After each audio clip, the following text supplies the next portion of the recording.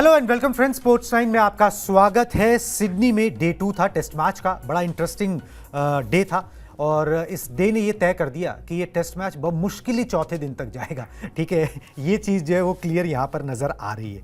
चलिए जी, team India के गेंदबाजों ने अच्छा काम किया था, फाइट बैक कराई थी, वापसी करवाई थी टीम इंडिया की, मगर बल्लेबाजों ने वही किया जो वो करते आ रहे हैं। एक बार फिर से उन्होंने निराश किया है और टीम इंडिया मुश्किल स्थिति में नजर आ रही है। सबसे पहले आपको सूरत हाल बता देते हैं मैच का, उसके बाद आगे की चर्चा यहां पर कर लेंगे। चलिए जी, डे 2 जो है वो सिडनी टेस्ट मैच का वो खत्म हो गया है। गेंदबाजों के काम पर बल्लेबाजों ने जो है वो पानी फेर दिया। 100 रन के अंदर टीम इंडिया का टॉप ऑर्डर जो है वो ढेर हो गया। दूसरे दिन का खेल खत्म होने तक भारत का स्कोर जो है वो 141 पर 6 विकेट था। टीम इंडिया के पास सिर्फ 145 रन की बढ़त है, उनके 4 विकेट उसके हाथ में है, 6 गिर चुके हैं। स्कॉट बोलैंड ने दोनों ओपनर्स को आउट किया। केएल राहुल ने जो है 13 रन की पारी खेली। यशस्वी जायसवाल 22 रन बनाकर गए। विराट कोहली ने 6 रनों का योगदान दिया और एक बार फिर स्कॉट बोलैंड का शिकार बने। ऋषभ पंत ने सबसे ज्यादा 33 गेंद पर 61 रन की पारी खेली और जिसके कारण टीम इंडिया इस स्थिति में नजर आ रही है कि स्कोरबोर्ड पर कुछ रन नजर आ रहे हैं। ऐसा लग रहा है कि भाई there is something to fight for. अब ये 145 रन की बढ़त है, अगर ये किसी तरीके से 200 तक पहुंच जाए तो टीम इंडिया के गेंदबाजों के पास थोड़ा सा कुशन होगा कि वो गेंदबाजी कर सके। नहीं तो कहानी फिर वही है जो दूसरे टेस्ट मैचेस में हमने बार बार बताई है, बार बार बता के हम थक चुके, शायद आप भी सुन सुन के थक चुके होंगे, मगर टीम इंडिया के बल्लेबाजों का प्रदर्शन जो है वो जस का तस है। उनसे रन नहीं बन रहे तो नहीं बन रहे। बिल्कुल पूरी तरीके से बहुत निराश, मतलब बहुत निराशा होती है देख के। पूरी सीरीज में यही हाल रहा और पिछले कुछ समय से 1-1.5 साल से अगर आप देखें तो यही हाल है। मतलब बल्लेबाज हैं जो जिम्मेदारी उठाने के लिए बिल्कुल एक्टिव नजर ही नहीं आ रहे हैं। किसी बल्लेबाज को एक्टिव नहीं रहना है, किसी को जिम्मेदारी नहीं लेनी है। गेंदबाज कब तक मैच में आपकी वापसी कराएंगे? कितनी सीरीज हैं जो आप गेंदबाजों के दम पे जीत पाएंगे? बड़ा मुश्किल सवाल है, क्योंकि जिस तरीके से, मतलब मैं तो ताजुब खा रहा हूं इस बात पे कि शुभमन गिल है, किस तरीके से अपना विकेट उन्होंने खोया। आप देखिए, मतलब ऋषभ पंत चलिए अपने नेचुरल स्टाइल में खेले, खराब गेंद पे आउट हुए और लंबा करना था उनको और लंबा खींच सकते थे अपनी इस पारी को। लेकिन अगेन जिस तरीके से ये पारी गई है भारतीय टीम की, मतलब मैं तो कहूंगा कि बड़ी निराशा की बात है। शुभमन गिल, आपने आखिरी बार नंबर 3 के बल्लेबाज को आगे स्टेप आउट करके छक्का लगाने के चक्कर में अपने विकेट को खोते हुए कब देखा इंडियन क्रिकेट में? मैंने तो नहीं देखा, जितने सालों से मैंने क्रिकेट देखा है, कवर किया है। क्या कर रहे हैं, क्या सोच है? टेस्ट क्रिकेट का टेम्परामेंट कहां गया? बिल्कुल समझ से परे है। रोहित शर्मा चलिए आउट ऑफ फॉर्म थे, ऑप्ट आउट किया इस मैच से। विराट कोहली का बल्ला नहीं चल रहा है, वही पुरानी कहानी। यहां भी उनसे एक बार फिर उम्मीद थी, लेकिन एक बार फिर से उम्मीदों पे पानी फिरा। ये भी अब एक आदत सी बन गई है कि टीम क्रूशियल इंपॉर्टेंट पोजीशन पे होती है। पहले होता था कि विराट से उम्मीदें रहती थी कि भाई 2 विकेट जल्दी गिर गए, विराट आएंगे, पारी को संभालेंगे, संभालते भी थे, बड़ी पारी भी खेलते थे, टीम को जीत भी दिलाते थे। लेकिन अब मामला बिल्कुल उलट हो चुका है। विराट कोहली आते हैं, 2 विकेटें गिरी हैं, सबको पता है कि बस कुछ देर की बात है, ये 3 विकेटें जल्दी ही स्कोरबोर्ड पे टंगने वाली हैं। वही ऑफ स्टंप के बाहर गेंद करिए, 2-4 गेंदें छोड़ेंगे, लगेगा कि अच्छे टच में है और एक बार फिर से वही एज, वही निक, वही सेकंड स्लिप में कैच, वही तरीका हो चुका है। लेकिन चलिए, ये लोग सीनियर खिलाड़ी हो चुके हैं, इन्होंने अपना काम कई सालों से किया है। शुभमन गिल जैसे खिलाड़ी क्या कर रहे हैं? कब काम करेंगे अपना? मतलब आपके जीवन में अगला ऑस्ट्रेलियाई दौरा शायद अब 3-4 साल बाद आए, क्योंकि ऑस्ट्रेलिया में इतना, मतलब 3 से 4 सालों में एक बार ऑस्ट्रेलिया में जाके भारतीय टीम खेलती है और अब अगली सीरीज जो होगी वो 3-4 साल के आसपास होगी। मतलब आप तब तक ऑलमोस्ट 30s में हो जाएंगे अपने। विराट कोहली जब 30s में आए थे तब तक वो इस सारे कारनामे कर चुके थे और तब वो किंग कहलाए टीम इंडिया के। आप क्या कर रहे हैं? किस तरीके का टेम्परामेंट है, क्या सोच है? 10-12 गेंदों में आप इतने इरिटेट हो गए कि आपको स्टेप आउट करके रन बनाना है, जबकि 10-12 रन आप ऑलरेडी बना चुके थे। क्लास है, सब कुछ है, लेकिन बार बार कब तक ये क्लास और टेम्परामेंट के पीछे हम पागल होते रहेंगे एज लॉन्ग एज आप ग्राउंड पे रन नहीं बनाते हो? मैं कहता हूं एग्जांपल आप लीजिए, महेंद्र सिंह धोनी जब आए, महेंद्र सिंह धोनी ने व्हाइट बॉल क्रिकेट में आए, बड़े अजीब तरीके से बल्लेबाजी शुरू की, आगे बढ़ के डिफेंस करना, सारी चीजें करना, अनऑर्थोडॉक्स बैट्समैन बोला गया उनको। लेकिन at the end of the day अगर वो रन बना के दे रहे हैं, मैचेस जिता के दे रहे हैं, तो उनकी तारीफ बनती है। और वही चीज यहां पे आप देखिए, टेक्निकली बड़े साउंडेड हैं। केएल राहुल को भी मैं इंक्लूड करूंगा, टेक्निकली बड़े साउंडेड हैं, सीरीज की अच्छी शुरुआत मिल चुकी है, आप बड़े क्लास प्लेयर हैं, ये हैं वो हैं, नेक्स्ट जनरेशन क्रिकेटर्स हैं। अरे भैया, इस ऑस्ट्रेलिया के दौरे की इंपॉर्टेंस आपको क्यों नहीं समझ में आ रही है? यहां पे आप रन बनाते तो शायद फ्यूचर कहलाते आप। यहां पे आप जिस तरीके का प्रदर्शन है आपका, 30 की एवरेज, इतनी बेहतरीन पारियां खेलने के बाद भी, यानी कि कंसिस्टेंसी की कमी है। शुभमन गिल की तो बात ही क्या की जाए, हर मैच में डिसअपॉइंट कर रहे हैं लगातार।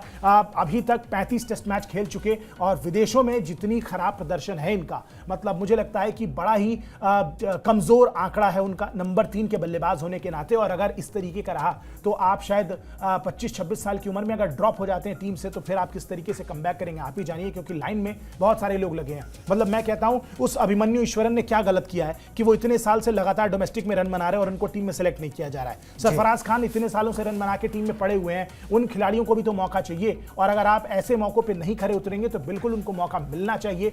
और मैं पूरी तरीके से हताश हूं इंडियन बैटिंग ऑर्डर से, स्पेशली टॉप ऑर्डर से। बाकी लोगों की तो क्या ही बात की जाए, लेकिन फिर भी जिस तरीके से पंत ने बल्लेबाजी की, बताया कि भाई उतना अग्रेसिव आप नहीं होइए, आप ऋषभ पंत नहीं है, लेकिन ऋषभ पंत अपना गेम जानते हैं, वो अपनी तरीके से खेलते हैं, वो रन बनाते हैं। देखिए 30-35 गेंदों की हार्डली पारी थी उनकी, लेकिन उतने में एक डिफरेंस क्रिएट करने की कोशिश की। आप शायद उनको देख के स्टेप आउट करके रन बना रहे, ये बिल्कुल समझ से परे था, क्यों था क्या था। लेकिन मैं बहुत ज्यादा डिसअपॉइंटेड हूं दो लोगों से, केएल राहुल और शुभमन गिल, जिनसे बहुत ज्यादा उम्मीदें थी और प्लेटफॉर्म सेट कर दिया था गेंदबाजों ने। उसके बाद आपको बस उसको कैपिटलाइज करना था, ज्यादा नहीं। दो पार्टनरशिप लगती, 60-70 रनों की भी आपकी तरफ से 50-50 रन की पारियां भी आ जाती। टीम इंडिया बहुत ज्यादा फ्रंट फुट पे होती इस समय, इस टेस्ट मैच में आगे बैक फ्रंट सीट पे होती, ड्राइविंग सीट पे होती, लेकिन आपकी खराब शॉट सिलेक्शन की वजह से, मिडिल ऑर्डर की वजह से टीम इंडिया एक बार फिर से टेस्ट मैच हारने की कगार पे है। टेस्ट मैच हारना मतलब सीरीज हारना, सीरीज हारना मतलब WTC का अंत हो जाएगा टीम इंडिया के लिए। अब देखना होगा कि क्या कुछ होता है इस टेस्ट मैच में, लेकिन एज ऑफ नाउ बल्लेबाजों ने बहुत ज्यादा निराश किया। बिल्कुल जी, रविंद्र जडेजा और वॉशिंगटन सुंदर के रूप में एक लास्ट रिकॉग्नाइज्ड पेयर आप कह सकते हैं जो क्रीज के ऊपर है। अगर ये पेयर जो है यहां से 60 रन जोड़ देता है तो 200 रन फिर भी आप कह सकते हो कि भाई चलो एक फाइटिंग टोटल है। हाँ, बिल्कुल। कि आप गेंदबाजों को कुछ फाइटिंग टोटल दे दोगे। और जिस तरीके की पिच नजर आ रही है सिडनी में, इस तरीके की पिच मैंने कभी देखी नहीं। बहुत टेस्ट मैच जो है वो सिडनी के कवर किए देखे टीवी के ऊपर, मगर इस तरीके की पिच सिडनी में देखी नहीं जिसपे इतना स्पाइस हो, इतना बाउंस हो। ठीक है, तो इस तरीके की पिच मिली है। अब रविंद्र जडेजा और वॉशिंगटन सुंदर अगर ये कमाल कर पाए, जडेजा अभी 8 पर नाबाद है, वॉशिंगटन सुंदर 6 पर। जडेजा 39 बॉल्स खेल चुके हैं, वॉशिंगटन सुंदर 17। अगर ये लोग यहां से 50-60 रन की एक पार्टनरशिप बना पाए तो फिर वो क्वेश्चन टीम इंडिया को मिल सकता है कि हाँ भाई हमने पहली पारी में 181 पर ऑस्ट्रेलिया को ढेर किया, अगर हम अच्छी गेंदबाजी करते हैं तो 200 के अंदर समेट सकते हैं और यहां पर एक सीरीज बराबर हो जाएगी। साथ में आप बॉर्डर गावस्कर ट्रॉफी रिटेन कर लोगे क्योंकि आप डिफेंडिंग चैंपियन और WTC की उम्मीदें भी जो है ना शायद किसी तरीके से वो जिंदा रहेंगी। दूसरे नतीजे अगर हक में आ गए तो आप may be you get lucky, मगर बड़ी ग्रिम सिचुएशन है। और बार बार ये कहते हुए बड़ा अजीब लगता है और बहुत बुरा भी लगता है कि ऊपर से बल्लेबाज फ्लॉप हो जाते हैं और फिर नीचे वालों से उम्मीद की जाती है, सारा देश उन्हीं पर भार डाल देता है, खुद टीम उन्हीं पर भार डाल देती है कि वही कुछ करके दिखा दें, रविंद्र जडेजा ही कुछ करके दिखा दे, वॉशिंगटन सुंदर ही कुछ करके दिखा दें। जसप्रीत बुमराह पता नहीं बल्लेबाजी करने आते हैं नहीं आते, उनकी कंडीशन पर अभी कोई फाइनल अपडेट आया नहीं है। बिल्कुल, और मतलब क्रूशल हैं जसप्रीत बुमराह। मैं कहता हूं गेंदबाजी तो बहुत बाद की बात है, बल्लेबाजी में बड़े इंपॉर्टेंट एस्पेक्ट हैं। जिस तरीके से टॉप ऑर्डर रन बना रहा है उस हिसाब से तो बुमराह की 22 बल्लेबाजी रन उन्होंने बनाए थे पहली पारी में, जो 22 रन बनाए शायद उसी की वजह से आपको 5-6 रन की ये जो लीड मिल पाई वो मिल पाई। और उसके बाद जसप्रीत बुमराह जिस कॉन्फिडेंस में इस समय है वो आते हैं, अगर 10-15-20 गेंदें भी खेल जाते हैं तो वो इस तरीके के कॉन्फिडेंस में है कि वो कुछ रन बनाएंगे और जब भी वो रन बनाएंगे वो बड़े इंपॉर्टेंट होने वाले हैं। स्पेशली यहां से 6 विकेटें गिर चुकी हैं, किस तरीके से आप तीसरा दिन शुरू करते हैं बहुत कुछ निर्भर करेगा उस पे। और जसप्रीत बुमराह की बल्लेबाजी बिल्कुल बड़ी इंपॉर्टेंट है, बल्लेबाजी कैसी करते हैं और उसके बाद गेंदबाजी तो दूसरी बात हो जाएगी। लेकिन टीम इंडिया फिलहाल ये कोशिश करेगी कि भाई जसप्रीत बुमराह एक अच्छे शेप में हो क्योंकि उनका रहना बड़ा जरूरी है। एक तो कप्तान है टीम के, सबसे इंपॉर्टेंट बात, दूसरी चीज सबसे बड़े मैच विनर है इस समय टीम इंडिया के। गेंदबाजी में उनकी जरूरत है, बल्लेबाजी में उनकी जरूरत है और जहां पे हम खड़े हैं यहां से कम टीम इंडिया को 100 रन और बनाने की कोशिश करनी चाहिए। अब वो 100 रन कैसे बनेंगे ये तो बहुत ज़्यादा चिंता का विषय है, क्योंकि लास्ट रिकग्नाइज प्लेयर है जैसा आपने बताया, और लास्ट रिकग्नाइज प्लेयर है। जब भी आप दिन की शुरुआत करते हैं तो बॉडी थोड़ी स्टिफ रहती है, पैर उतने चलते नहीं हैं। पता नहीं कितना ज़्यादा मदद मिलेगी उस विकेट से गेंदबाजों को, कितनी नहीं। बल्लेबाज कितना मोटिवेटेड रहते हैं कि भैया नहीं, पहला सेशन पूरा खेल के जाना है हमें बिना विकेट खोए। देखते हैं किस तरीके का प्रदर्शन रहता है वॉशिंगटन सुंदर जडेजा का, दोनों अपने डिफेंस पे लगातार भरोसा जता रहे हैं। जडेजा तो बिल्कुल थोड़े शेल में ही चले गए, बिल्कुल रन बनाने की कोशिश कर ही नहीं रहे हैं, लगातार बस डिफेंस किए जा रहे हैं। अगर ऐसा करते हैं तो शायद आप खुद ही फंसेंगे और बाल बाल बचे, एक कैच भी ड्रॉप हुआ उनका। तो ये चीज़ इस विकेट पे बड़े आराम से हो सकती है कि ये गेंद आएगी जो आपका विकेट लेके चली जाएगी। आपको कोशिश ये करनी है, रन बनाने का इंटेंट लगातार दिखाते रहना है। पंत ने करके दिखाया कि कैसे टीम इंडिया आगे जा सकती है, किस तरीके से चीज़ें हो सकती हैं, और बहुत इंपॉर्टेंट हो जाता है कि कितने रन टीम इंडिया करती है। सिडनी पे रिकॉर्ड भी जो कहता है वो यही है कि 200 प्लस का जो चेज है 2000 के बाद से अगर देखा जाए तो केवल एक बार सक्सेसफुली चेज हुआ है जी।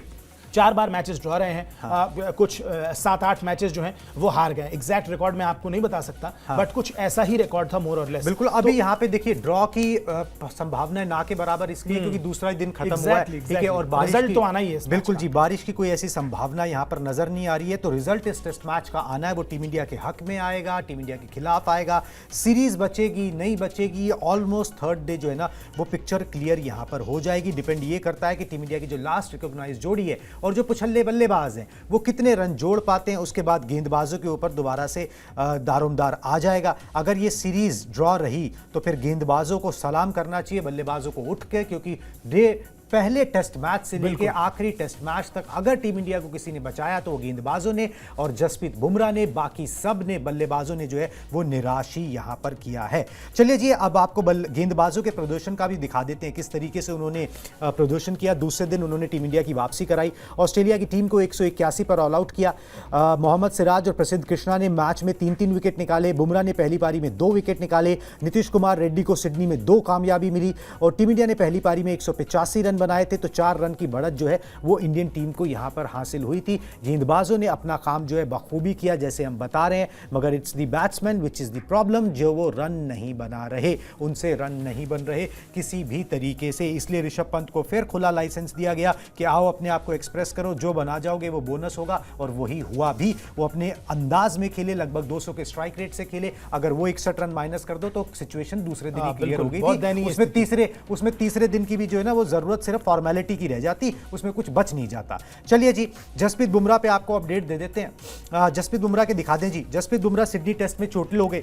अचानक दूसरे सेशन के बाद वो ग्राउंड से बाहर गए विराट कोहली से बात करके। विराट कोहली ने जो है कप्तानी की जिम्मेदारी संभालनी शुरू कर दी। अस्पताल जाने का वीडियो सामने आया कि भाई उनको अस्पताल ले जाया जा रहा है। बताया गया है कि पीठ का स्कैन जो है ना वो हॉस्पिटल में कराया गया है। अभी तक कोई ऑफिशियल जानकारी बीसीसीआई ने नहीं दी है कि उनकी सिचुएशन क्या है क्या नहीं है, मगर पीठ में तकलीफ बताई जा रही है। आपको बता दूं कि 2022 में भी पीठ में स्ट्रेस फ्रैक्चर के कारण जो है ना बुमराह काफी टाइम तक बाहर रहे थे, ऑपरेशन भी हुआ था और उसके बाद बाहर रहे थे। एक चीज जो ये स्ट्रेस फ्रैक्चर के बारे में आयुष पता चली है ना वो ये है कि भाई स्ट्रेस फ्रैक्चर जो होता है ना, हड्डी टूटना नहीं होता है, ठीक है। ये होता है कि भाई हड्डी में ना स्ट्रेस आ जाता है, हल्का सा मामूली हेयरलाइन फ्रैक्चर होता है, और अगर आप इस पर उस बोन के ऊपर अगर आप जोर देते रहोगे तो वो दोबारा हो सकता है। इसका कोई परमानेंट इलाज है ही नहीं। जब तक जसप्रीत बुमराह गेंदबाजी करते रहेंगे उस हड्डी पे जोर पड़ता रहेगा।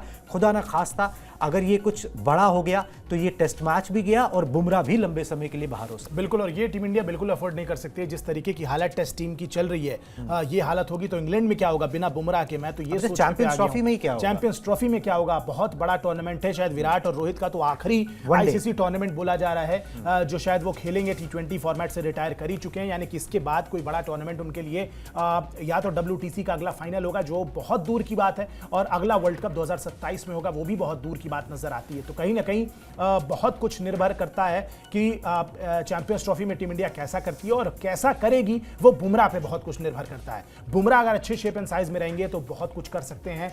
बड़े इंपॉर्टेंट खिलाड़ी हैं, टॉप ऑफ द ऑर्डर गेंदबाजी करना हो, स्ट्राइक गेंदबाजी करनी हो, डेथ में गेंदबाजी करनी हो, व्हाइट बॉल से रेड बॉल से कितने मैचेस जिताएं जसप्रीत बुमराह। और बिल्कुल वो जो स्ट्रेस फ्रैक्चर है वो स्ट्रेस तो उनके दिमाग पे भी आ रहा होगा। मैं कहता हूं दिमाग का बस एक्सरे नहीं कराया जा रहा है, उसका फ्रैक्चर नहीं बताया जा रहा है, वरना जितना प्रेशर वो खिलाड़ी ले रहा है अकेले दम पे मैचेस में वापसी कराना, कमबैक कराना, गेंदबाजों में भी किसी का साथ ना मिलना, उसके बावजूद पूरी सीरीज लिटरली ऐसा लगा है कि it was always Jasprit Bumrah versus Australia के 11 खिलाड़ी। इस तरीके की सीरीज रही है और अगर टीम इंडिया खुदा न खास्ता 2-2 से सीरीज को बराबर करने में टीमें सक्सेसफुल होती है तो मुझे लगता है कि पूरी तरीके से ये जो ट्रॉफी है ना, ये बीसीसीआई या किसी खिलाड़ी को छूने भी नहीं देनी चाहिए।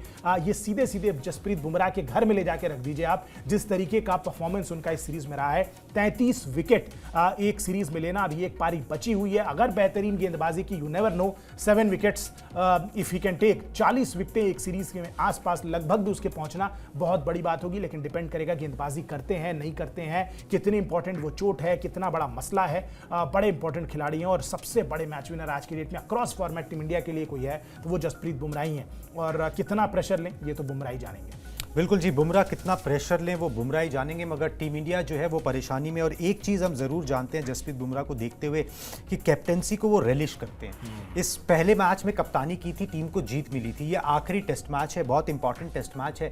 इसके अंदर अगर उनकी सिचुएशन, अगर वो दर्द को झेल के खेल सकते हैं तो वो खेलेंगे, वो मैदान पर उतरेंगे, वो गेंदबाजी करेंगे, क्योंकि ये एक फाइनल जोर लगा दिया तो यहाँ पर बीजेटी जो है ये जो सीरीज़ है वो ड्रॉ हो जाएगी। बीजीटी आप रिटेन कर लोगे, आपको WTC के चांसेस बने रहेंगे। जसप्रीत बुमराह को फिर जो उन्होंने इस दौरे पर किया है ना, वो हमेशा के लिए याद रखा जाएगा कि भाई सिंगल हैंडेडली एक गेंदबाज ने टेस्ट मैच के अंदर आपको बनाए रखा और आपसे वो ट्रॉफी नहीं छीनने दी। ये इतिहास जो है ना वो रचना चाहेंगे। और जितना अगर उनको दर्द बर्दाश्त करने की वो क्षमता हुई कि भाई वो ह्यूमनली पॉसिबल है, तो फिर वो ज़रूर मैदान पर आपको गेंदबाजी करते हुए नजर आएंगे। थोड़ा सा वक्त है, एक रात का समय है उनके ऊपर काम करने का, थोड़ा सा आराम कर सकते हैं। कल भी 1-2 घंटा तो मिलेगा ही, उसके बाद वो उनको मैदान पर उतरना पड़ेगा, कम ही सही, मगर ओवर्स डाल के अगर वो प्रेशर शुरुआत में क्रिएट कर पाएँ तो फिर यहाँ पर उनको सलाम करना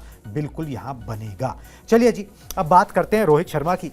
रोहित शर्मा को लेकर तमाम तरीके की बातें थी, उनका बयान दिखा दें, तस्वीर जो है एकदम साफ हो जाएगी। सच उन्होंने खुद ही बता दिया, मैंने ना तो ऑप्ट आउट, ना ही मुझे रेस्ट और ना ही मुझे बाहर किया गया है। तो ये तीनों समीकरण नहीं है जी, जो दुनिया भर की बातें चल रही थी। मैंने खुद को स्टूड डाउन किया, मतलब बाहर बैठाया है। सिडनी में आने के बाद मैंने मन बना लिया था कि ये टेस्ट मैच नहीं खेलना है, नए साल पर तो नहीं। लेकिन उसके बाद मैंने कोच और सेलेक्टर से इसके बारे में बात की। मेरा बल्ला नहीं चल रहा है और एक आउट ऑफ फॉर्म खिलाड़ी को टीम ज़्यादा दिन तक नहीं धो सकती। उनको जब मैंने बताया तो उन्होंने मेरी बात समझी और कहा कि जब आप इतने अनुभवी हैं और अगर आपको लगता है कि ये टीम के लिए सही है तो ऐसा ही करते हैं। एक प्रेसिडेंस जो है ना वो रोहित शर्मा ने सेट किया और ये दिखा दिया कितने सिक्योर इंसान हैं वो, कितने सिक्योर कैप्टन हैं, कितने सिक्योर खिलाड़ी हैं।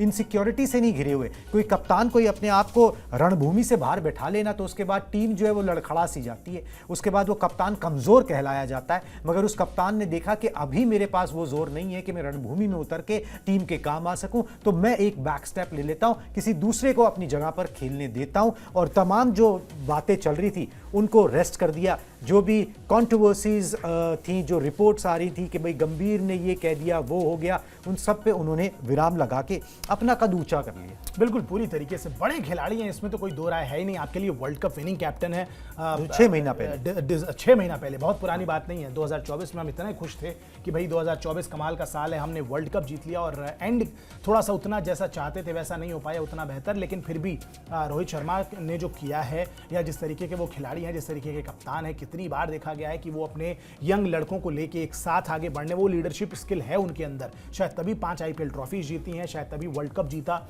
वो कैप्टेंसी है उनके अंदर। और बिल्कुल देखा कि अगर मेरे फॉर्म अच्छी नहीं चल रही है तो बिल्कुल इस मैच से ड्रॉप लेना कोई ऐसी बड़ी बात नहीं है। अगर कप्तान आपका फॉर्म में नहीं है तो कप्तानी पे भी हैम्पर होता है। कप्तानी पे कितने सवाल उठे कि सीरीज में बेहतर कप्तानी उन्होंने नहीं की, और जो बात सच है नहीं की, क्योंकि उनका अपना बल्ला नहीं चल रहा है, दिमाग में 10 चीजें चल रही हैं।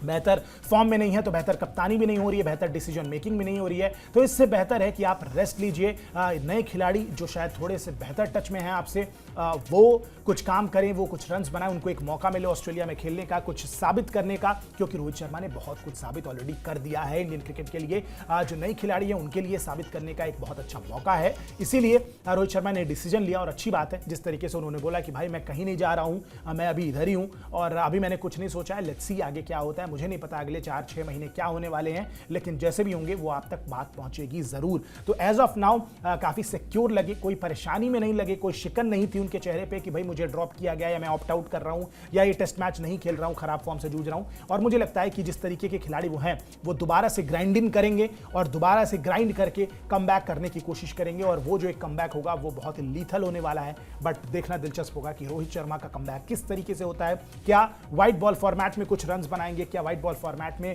अच्छी कप्तानी करेंगे, चैंपियंस ट्रॉफी में अच्छी परफॉर्मेंसेस करेंगे तो उससे कॉन्फिडेंस वापस आ जाए और फिर टेस्ट टीम में दोबारा से जगह बने और टेस्ट मैचेस में दोबारा से रन बनाए। देखना होगा, ये एक फेयरी टेल एंड हो सकता है इस तरीके का, but again you never no आगे क्या होता है।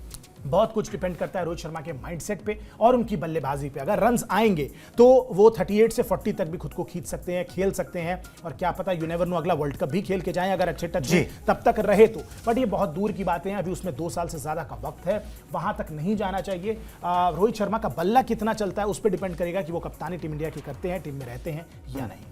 बिल्कुल जी, रोहित शर्मा का बल्ला किस तरीके से चलता है उस पर काफ़ी कुछ डिपेंड करेगा। बहरहाल टीम इंडिया की ये सूरत हाल है, तीसरे दिन के खेल का इंतजार आपको भी रहेगा, हमको भी रहेगा, मगर शाम को एक शो जो है, कॉम्पैक्ट शो जो है वो आपके सामने ज़रूर लेके आएंगे। फिलहाल मुझे और आयुष को दीजिए इजाज़त, टाटा बाय बाय।